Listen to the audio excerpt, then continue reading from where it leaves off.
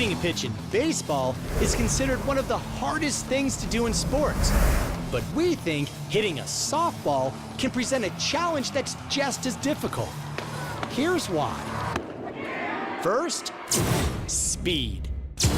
Testing in our lab reveals that an elite softball pitcher can windmill her arm at almost 1,900 degrees per second and send pitches up to 70 miles per hour from 37 feet away. A pitch that fast can reach the plate in roughly 35 hundredths of a second.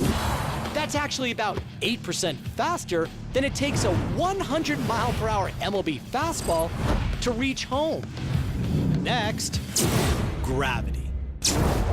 In baseball, the so-called rising fastball is just a myth. Delivered from a raised mound, all baseball pitches have a downward trajectory. But softball pitchers don't stand on mounds, and a delivery near the hips means that strikes can actually cross the plate more than 5 inches higher than the point of release.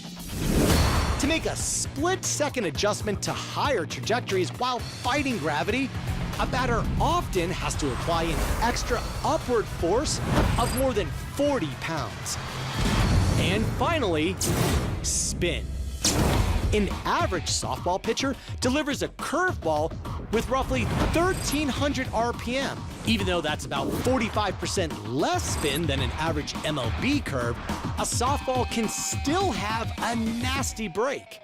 This is because a softball has a surface area that's about 70% larger than a baseball. A bigger surface area can increase the friction between the ball and the air, thus increasing the Magnus force, which is the force that causes a ball to break. All told, a softball can deviate horizontally from the point of release by more than 9 inches. To put the difficulty of some softball pitches into perspective, consider this. When facing a 70-mile-per-hour pitch, a softball batter has about 20% less time to make contact than a major leaguer does facing a 90-mile-per-hour fastball. For ESPN Sports Science, I'm John Brinkus.